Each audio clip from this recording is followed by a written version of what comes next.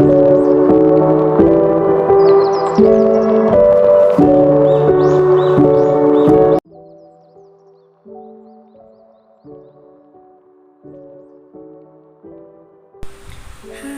assalamualaikum warahmatullahi wabarakatuh. Bertemu lagi dengan saya Desria Ayurevana, NIM 20201432119, kelas 5F, program studi pendidikan guru sekolah dasar, mata kuliah bimbingan dan konseling di sekolah dasar. Dosen pengampu Miss Endang Surtioni, Magister Pendidikan. Baiklah teman-teman, pada video pertemuan hari ini di sini saya akan membahas materi mengenai perencanaan dan pelaksanaan pelayanan bimbingan dan konseling, di mana terbagi menjadi dua submateri, yaitu yang pertama perencanaan kegiatan. Nah, perencanaan kegiatan ini terbagi menjadi acuan dan muatan perencanaan dan volume kegiatan. Untuk submateri yang kedua yaitu pelaksanaan kegiatan, di mana terbagi menjadi program BK dan pelaksanaannya, waktu dan posisi pelaksanaannya, serta pelaporannya. Nah, itu dia materi yang akan saya bahas. Mari kita bahas sama-sama.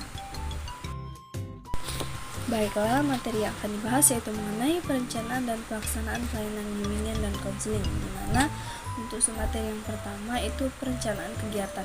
Nah, perencanaan kegiatan ini, perencanaan bimbingan dan konseling adalah penentuan serangkaian atau tindakan atau usaha yang dilakukan lembaga pendidik atau konselor kepada siswa atau klien agar menyesuaikan diri dengan memuaskan diri dalam lingkungannya di mana mereka hidup agar tercapai tujuan yang diinginkan oleh konselor dan klien. Baiklah, pada perencanaan kegiatan ini terdapat acuan dan muatan perencanaan, di mana yang pertama yaitu ada perencanaan pelayanan bimbingan konseling mengacu pada program tahunan, termasuk program peminatan peserta didik yang telah dijabarkan ke dalam program semesteran, bulanan, mingguan, serta harian. Selanjutnya yaitu ada perencanaan pelayanan bimbingan dan konseling harian yang disusun dalam bentuk rencana kegiatan atau RKL atau satuan layanan yang biasa disebut dengan satyan, dan rencana kegiatan pendukung pelayanan bimbingan dan konseling. Nah, di sini terbagi menjadi 5 macam lagi, yaitu yang pertama ada sasaran pelayanan atau siswa asuh, yang kedua itu substansi layanan atau kegiatan pendukung, yang ketiga itu jenis layanan atau kegiatan pendukung, yang keempat pelaksanaan layanan, yang kelima waktu dan tempat. Nah, pada perencanaan kegiatan ini terdapat juga volume kegiatan, di mana volume kegiatan pelayanan BK ini dalam satu minggu adalah sebagai berikut.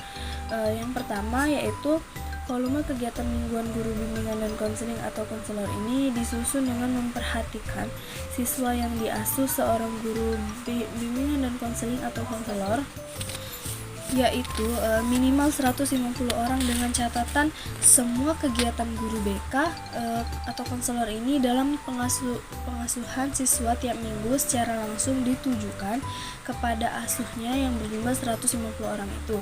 Nah, selanjutnya yaitu masing-masing guru bimbingan konseling ini atau konselor mendapat kesempatan mengasuh peserta didik yang ada pada satuan pendidikan dengan cara bergilir. Nah, untuk materi yang kedua yaitu ada pelaksanaan kegiatan pelayanan, di mana terdiri dari program bimbingan dan konseling dan pelaksanaannya. Nah, di sini terbagi lagi menjadi 3 macam, yaitu yang pertama ada program harian pelayanan bimbingan dan konseling yang direncanakan dalam bentuk RKL atau satpilan, dan RKP atau setkung dilaksanakan sesuai dengan sasaran, substansi, jenis-jenis kegiatan, waktu, tempat, dan pihak-pihak yang terkait. Untuk yang kedua yaitu ada kegiatan pelayanan dalam bentuk layanan atau kegiatan pendukung bimbingan dan konseling yang berada di luar program, yaitu program tahunan, semesteran, bulanan, atau mingguan. Nah, di sini dapat dilaksanakan dengan RKL atau satuan dan RKP atau satkung yang sesuai dalam rangka merespon atau memenuhi kebutuhan peserta didik yang bersifat mendesak atau khusus.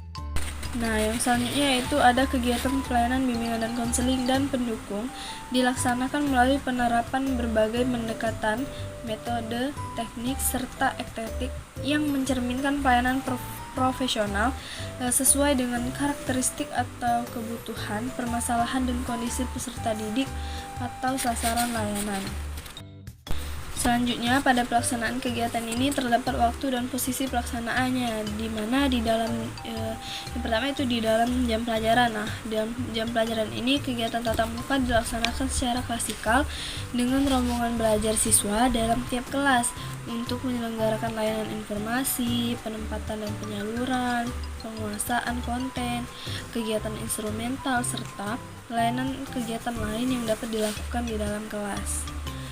Selanjutnya ada volume kegiatan tatap muka klasikal adalah 2 jam per kelas atau rombongan belajar per minggu dan dilaksanakan secara terjadwal.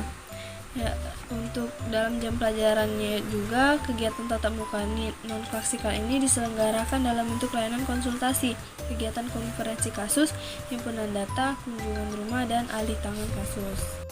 Nah, untuk waktu dan posisi pelaksanaan yang kedua yaitu di luar jam pembelajaran, di mana di luar jam pembelajaran ini kegiatan tatap muka non klasikal dengan siswa dilaksanakan untuk layanan orientasi, konseling perorangan, bimbingan kelompok, konseling kelompok, median, dan advokasi serta kegiatan lainnya yang dapat dilaksanakan di luar kelas.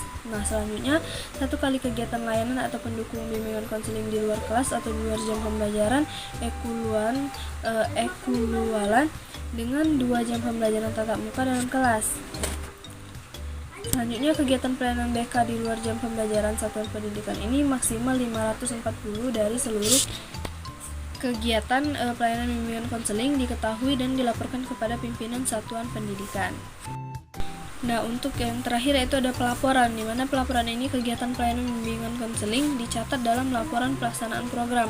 Selanjutnya itu volume dan waktu untuk pelaksanaan bimbingan konseling di dalam kelas dan di luar kelas ini setiap minggu diatur oleh guru bimbingan dan konseling atau konselor dengan persetujuan pimpinan satuan pendidikan. Frekuensi keikutsertaan peserta didik dalam kegiatan pelayanan bimbingan konseling setiap semester dibuat laporannya oleh guru bimbingan konseling atau konselor. Baiklah teman-teman, itu dia penjelasan saya dari materi perencanaan dan pelaksanaan pelayanan bimbingan dan konseling. Semoga dapat kalian pahami. Jika banyak salah kata, saya mohon maaf. Saya akhiri. Wabillahi taufiq wal hidayah. Wassalamualaikum warahmatullahi wabarakatuh. Sampai berjumpa di pertemuan berikutnya.